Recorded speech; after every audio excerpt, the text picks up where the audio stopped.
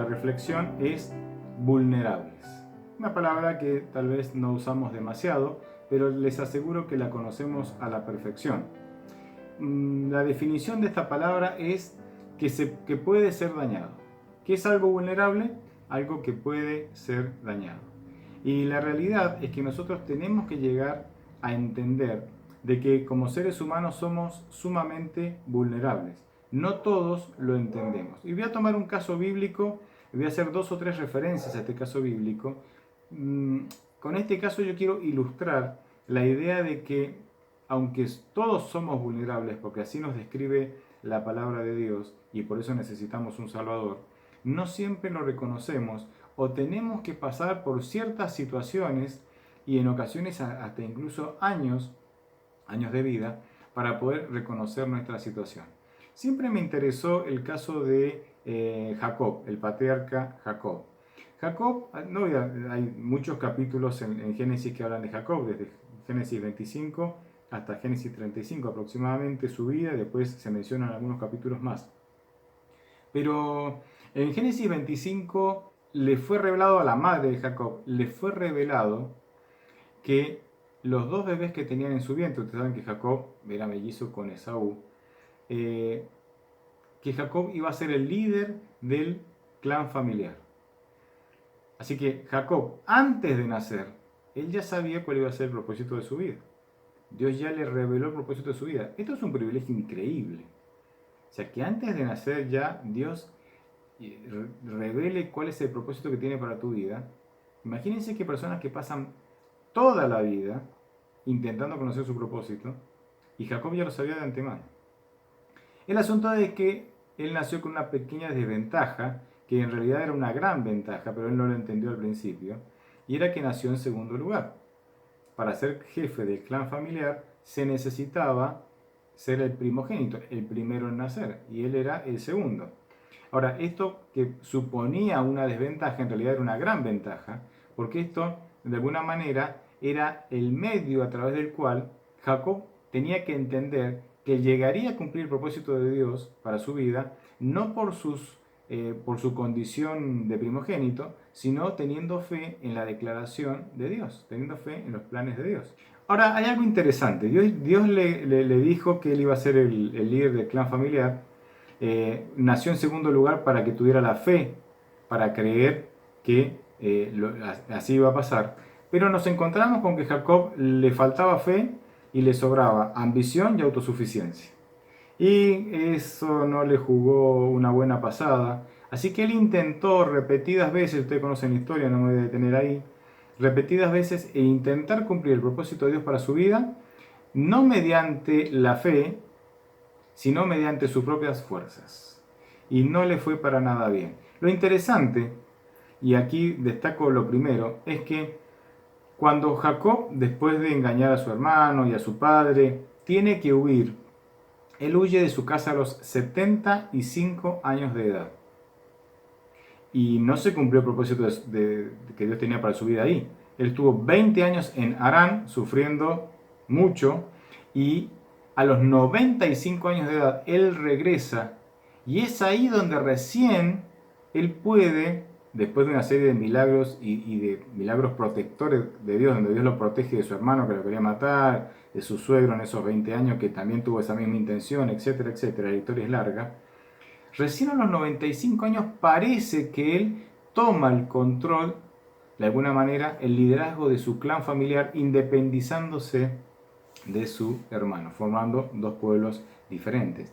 Y la pregunta que yo me hice, ¿por qué se demoró tanto? Si tuvo el privilegio de conocer el plan de Dios para su vida antes de nacer, a través de su madre lo conoció, ¿cómo es posible que recién a los 95 años de edad él de alguna manera se cumple esa promesa de Dios en su vida? Recuerden que Jacob murió a los 140 años, o sea que pasó la mayor parte de su vida luchando para que la promesa de Dios se cumpliera y no se cumplía. ¿Por qué? Justamente porque la falta de fe, porque la autosuficiencia, que es una expresión de orgullo, impedía que Dios pudiera bendecirlo y que Dios pudiera cumplir el propósito que él tenía para su vida. Tenemos que entender que Dios está deseoso de darnos muchas bendiciones. Él tiene muchas bendiciones preparadas para nosotros. Y no me refiero solo a bendiciones materiales, no voy a hacer aquí una apología de la teología de la prosperidad, sino bendiciones de todo tipo. Yo creo que la paz, vivir en paz a pesar de los problemas, es una de las mayores, si no de la mayor de las bendiciones. Ni hablar de la salvación por gracia. Hay muchísimas bendiciones que Dios nos quiere dar, pero no nos la puede dar porque no estamos preparados para recibirlas. Yo creo que fue por eso que Jacob tardó 95 años en recibir esas bendiciones que Dios ya le había prometido desde antes de nacer. No estaba preparado para recibirlas. Bien, Jacob necesitaba pasar por una experiencia, que es la experiencia del quebrantamiento, ¿sí? Hay un versículo que hace referencia a esto y se encuentra en Mateo 21, 42 y 44. Lo voy a resumir en esos dos versículos. Y dice lo siguiente. Jesús les preguntó, ¿nunca leísteis en las Escrituras: la piedra que desecharon los edificadores ha venido a ser cabeza del ángulo?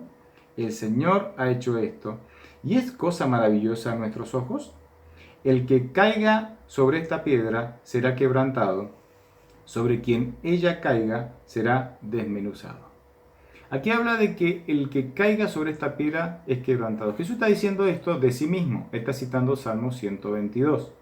Entonces, aquí Jesucristo dice que Él es la piedra y aquel que se tropieza, que se enfrenta a Jesucristo, que tiene un encuentro con Jesucristo, es quebrantado. ¿Cómo nos quebranta Dios? En primer lugar, ¿por qué necesitamos ser quebrantados? Porque somos orgullosos. Y el orgullo se manifiesta a través de la autosuficiencia, a través del yo puedo. ¿Cómo nos quebranta Dios? Dios nos quebranta de dos maneras. La primera manera en que nos quebranta es a través del amor. Cuando nosotros notamos, comenzamos a entender, iluminado por el Espíritu Santo, porque no hay otra manera, de que Dios me ama a pesar de lo que soy, que Dios me ama a pesar de mis pecados, que Dios me ama a pesar de que yo lo lastimo con mis pecados diarios, que me ama a pesar de que yo no tomo decisiones para estar más cerca de Él, a pesar de mi desamor, de mi desinterés. Dios me sigue amando y me sigue bendiciendo. Jesucristo va a decir, Dios hace salir el sol sobre justos e injustos. Él sigue amando a pesar de eso. Ese amor incondicional de parte de Dios enternece nuestro corazón. Por eso Romanos 2.4 dice, tus benignidades, tus bondades, dice otra versión, me guían al arrepentimiento. Cuando uno ve que Dios es tan bueno y nosotros no merecemos toda esa bondad y amor, eso nos guía al arrepentimiento, genera en nosotros un deseo de cambiar. Y ahí, a través de Cristo, se puede generar el cambio. Pero cuando nosotros rechazamos, nos resistimos al amor de Dios, y miren, el amor de Dios es muy grande, porque Dios es amor. Así que resistir el amor de Dios es una labor tenaz, es una labor muy seria, es un gran esfuerzo, hay que hacer un gran esfuerzo para resistirse al amor de Dios. Entonces Dios utiliza otra manera de quebrantar nuestro orgullo. Utiliza las consecuencias de nuestras propias malas decisiones para que nosotros reflexionemos y de esa manera poder quebrantar nuestro orgullo. Es decir, Dios utiliza el dolor. ¿Cuál es el objetivo final de este quebrantamiento? Ya sea a través del amor o a través del dolor que nosotros mismos generamos. Entender nuestra verdadera condición de que somos vulnerables, de que solo no podemos, de que necesitamos desesperadamente un Salvador.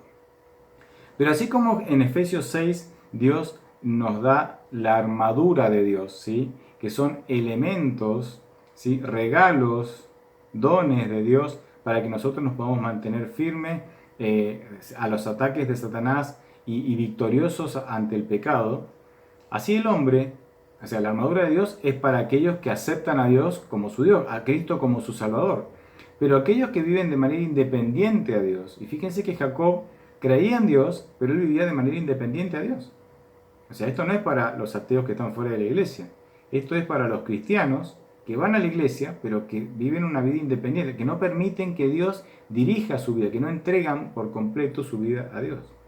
Cuando el hombre y la mujer no entrega por completo su vida a Dios, Lo que sucede es que nosotros obviamente nos damos cuenta de que somos vulnerables, pero ¿cómo solucionamos el problema? No con la armadura de Dios, porque estamos viviendo de manera independiente de Dios. La solucionamos creando nuestras propias corazas, nuestra propia armadura. Me gusta más la idea de coraza. Y esas corazas que el hombre fabrica de alguna manera o genera para intentar protegerse a sí mismo de su vulnerabilidad, ¿sí? de los ataques externos, porque él se da cuenta que es vulnerable, es, en mi opinión, es en capas. Son capas, ¿sí? de una coraza, capas de protección, entre comillas, porque nosotros creemos que nos va a proteger. Y es aquí cuando llega el momento de la cebolla. Aquí estamos con mi amiga la cebolla. Yo les dije que hoy iba a hablar de la relación entre la crisis que estamos viviendo y la cebolla. El hombre es como esta cebolla. En su interior está su esencia, está lo que él es. Y Dios dice, vos sos vulnerable. Y hasta que vos no sientas que sos vulnerable, no me vas a dar un lugar a mí, dice Dios. Así que Dios, como dijimos, a través del amor o a través del dolor, lo que va a hacer es ir sacando las capas, ¿sí? Hay una serie de capas acá que yo voy a ir mencionando. La primera capa que Dios saca es la capa o la coraza del orgullo. El orgullo dice, yo soy mejor que los demás. Esta coraza, que es la del orgullo y es casi que le diría la principal de todas, es una falsa autoestima, representa una falsa autoestima, en donde yo me siento valioso no por lo que soy, sino por lo que hago. La Biblia dice que yo soy un hijo de Dios, que Cristo ha dado su vida por mí, y eso ahí nace la verdadera y sana autoestima. Así que la primera capa de la coraza que nosotros fabricamos para intentar estar protegidos es el orgullo, ¿sí? ¿Cuáles son las otras? La segunda capa que el Señor saca es la capa de la envidia. Estoy sacando ejemplos de la vida de Jacob, ¿sí? Ya que lo elegimos como ejemplo, aunque podría haber muchas más capas, pero bueno, para limitarnos a un caso. Es la envidia. Jacob envidiaba a su hermano. Jacob envidiaba a su hermano, envidiaba la personalidad de su hermano, envidiaba la capacidad, la popularidad de su hermano. Él era cazador, todos lo amaban, y él no tenía los talentos de su hermano, ¿sí? Así que él envidiaba a su hermano. Esa es la segunda capa que el Señor tiene que sacar de la vida de Jacob, obviamente con dolor, porque Jacob era una persona muy tenaz. La tercera capa que saca Dios es la capa de la ambición como motivador. Jacob tenía lo que lo motivaba a Jacob a seguir adelante, a avanzar, incluso para cumplir el propósito de Dios. Fíjense que él siempre, su vida giraba siempre en torno al propósito de Dios. Es justamente la ambición de poder, la ambición de tener más. Él no estaba motivado por el servicio desinteresado a Dios. Cuando nosotros entendemos que Dios nos ama, se genera en nosotros un servicio, queremos servirle de manera interesada. No. Él quería, su motivación para avanzar y para cumplir el propósito de Dios era justamente la ambición de poder, la ambición de ser el jefe del clan del pueblo de Dios. ¿Cuál fue la próxima capa que tuvo que sacar Dios? Fue la autosuficiencia. Yo puedo, dice Jacob. Yo puedo, no necesito a Dios, no necesito a Él que me ayude. Yo voy a cumplir con el propósito. Te agradezco, Dios, que revelaste el propósito que tenías para mi vida, pero yo puedo. Esa capa tuvo que sacar Dios también, ¿no? Y con dolor. La próxima capa fue cumplir el propósito de Dios con mis propios recursos y mi propia inteligencia y mis propios talentos. Y así le fue. Años de sufrimiento, años de angustia, casado con más de una mujer por engaño, y justamente eso le trajo mucho dolor hasta el final de sus días. ¿Cuál fue la otra capa, la otra coraza que Dios tuvo que arrancar para que él entendiera que era vulnerable? La otra coraza fue el engaño. Miren, si hay algo que es totalmente contradictorio, es alguien que quiere hacer la voluntad de Dios mediante el engaño. Cuando Dios es la fuente de verdad, cuando Dios jamás podría engañar para cumplir sus propósitos. Cuando Dios, de alguna manera, logró sacar a través de los años y a través del dolor de las malas decisiones que tomó Jacob, todas esas capas que de alguna manera Jacob fue poniendo en su vida para protegerse, para proteger su vulnerabilidad, Jacob se encontró desnudo, por así decirlo, ante Dios. Es decir, llegó el momento en que él se encontró y se dio cuenta en que todo lo que había hecho para cumplir el propósito de Dios había sido fruto de su egoísta ambición y había estado equivocado.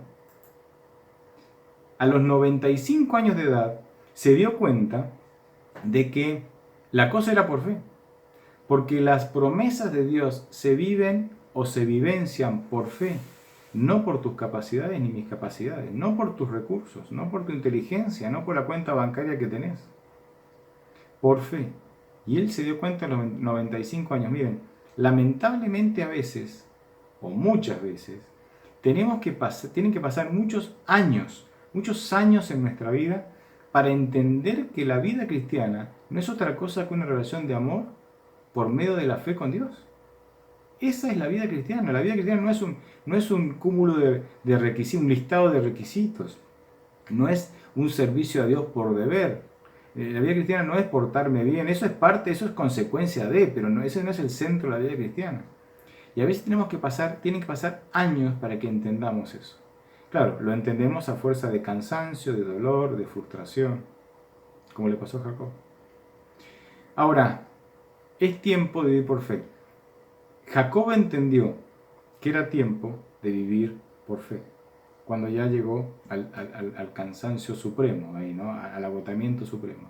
Ahora, ¿es doloroso que Dios te saque las capas? Sí, obviamente. ¿Ustedes creen que la cebolla la pasó bien? Ahí sacándole capa tras capa. ¿Es doloroso? Claro que es doloroso. Miren la vida de Jacob. Mira tu vida. Ahora, yo también estuve llorando mientras pelaba la cebolla. Y asimismo llora Dios cuando permite, cuando Él tiene que sacar esas capas. Él llora con nosotros, porque Él no quiere que vos sufras, pero a veces no queda otra. La única motivación para que vos entiendas que necesitas un cambio es sufrir. Y Dios, como te quiere salvar, se suma a esa tarea y llora. Llora mientras saca tus capas, esas corazas inútiles que hacemos, que tenemos, que de alguna manera pretenden protegernos, pero que al contrario nos independizan de Dios y nos hunden más y más. Quiero compartir con ustedes un versículo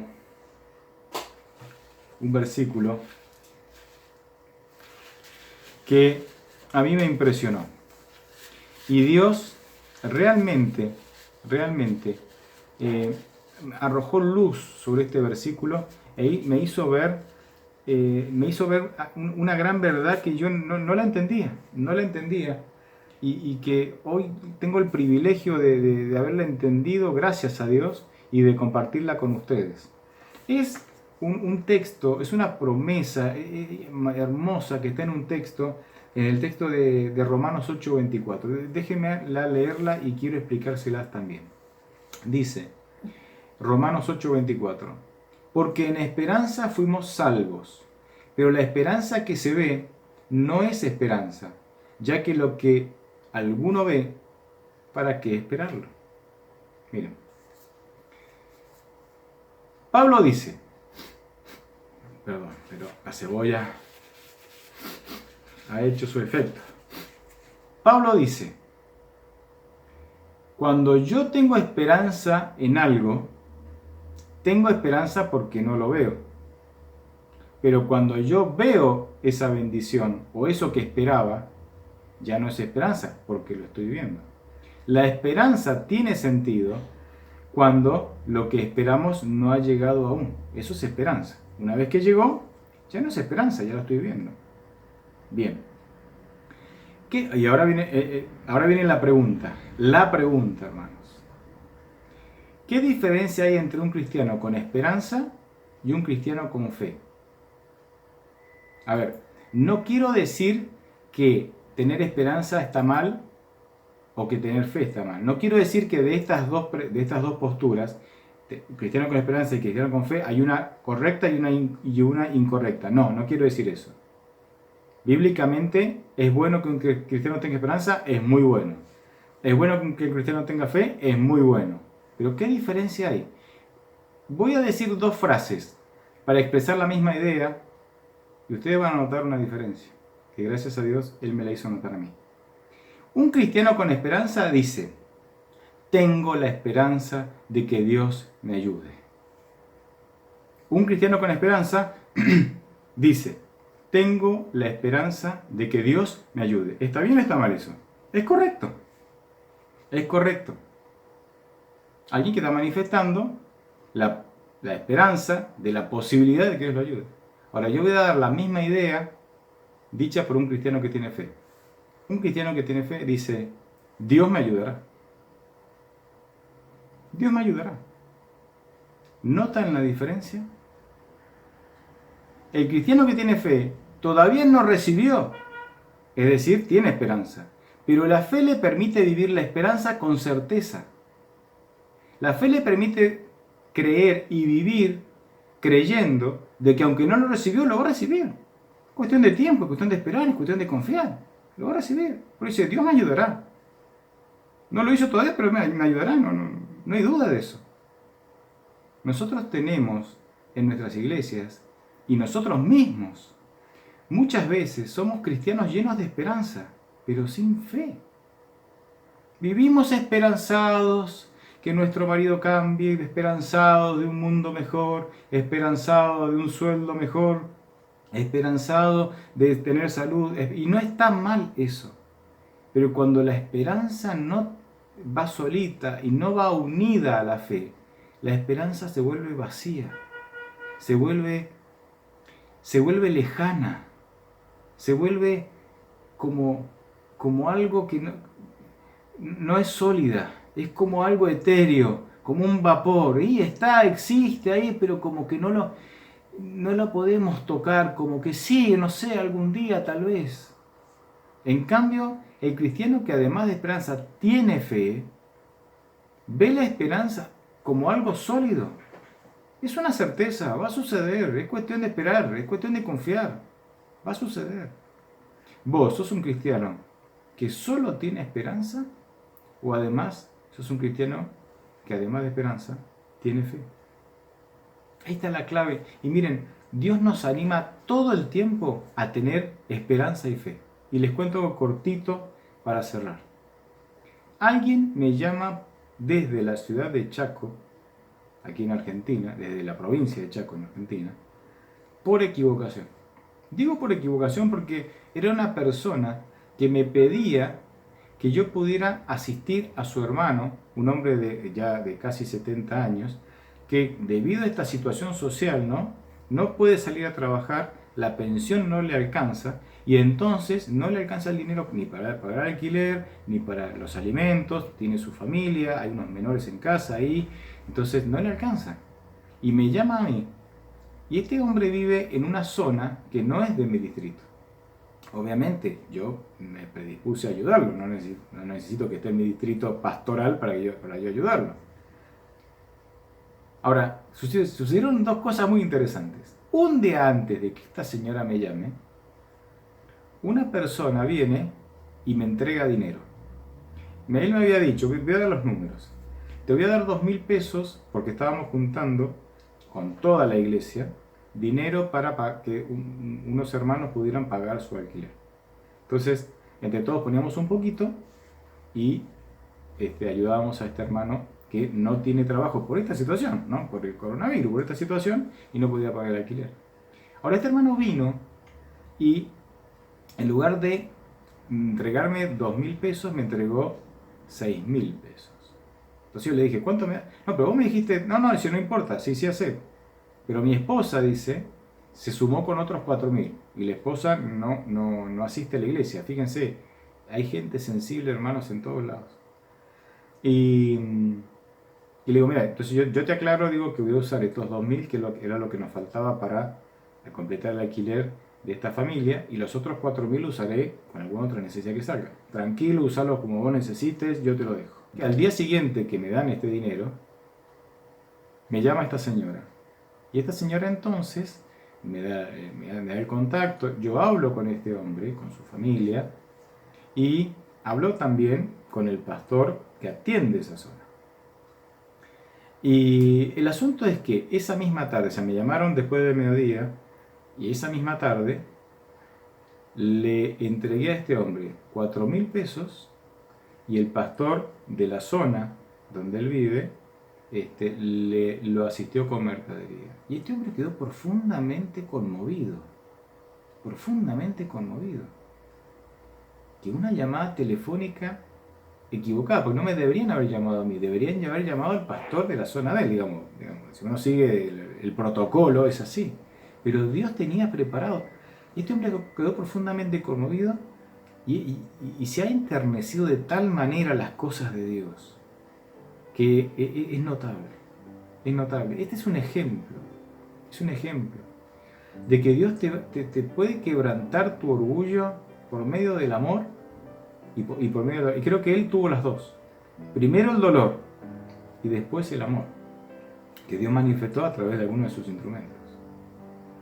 Este hombre venía esquivándole a Dios porque la hermana que me llamó es de la iglesia y ella siempre insistiendo. Y entonces cuando la segunda vez, cuando yo le digo lo que le voy a mandar, él me dice, pero dice, pastor, Dios me escucha. Fíjense, fue una sorpresa para él. Y yo le dije, siempre te he escuchado. El problema es que vos estabas tan ocupado intentando resolver tu vida con tus propias fuerzas, con tu autosuficiencia, que es una expresión del orgullo, que es una manifestación del orgullo, que no tenías tiempo para escuchar la voz de Dios y para dejarlo que Él se haga cargo de tu vida. Pero ahora que tu orgullo no te alcanza para sostener tu familia, ahora que tus fuerzas no son suficientes, ahora que las circunstancias te niegan ganarte el sustento, ahora estás más atento a la voz de Dios. ¿No será que a nosotros nos está pasando lo mismo? Demasiado ocupados en intentar resolver las cosas por nosotros mismos y no estamos prestando atención a Dios, que a los gritos nos está diciendo, ¡hey, yo tengo la solución! ¡Aquí, aquí! Esa puede ser nuestra realidad. Claro que sí. Estoy seguro que es la realidad de muchos de nosotros. ¿Cuál es la invitación final? Dejemos que Dios se haga cargo de nuestra vida. Vivamos por fe. Animémonos a tener esa experiencia. No esperemos a tener estas circunstancias. Y si ya estamos viviendo estas circunstancias, que estas circunstancias sean la plataforma de lanzamiento para a partir de ahora poder vivir una vida de fe. Ojalá esa sea tu experiencia y también la mía.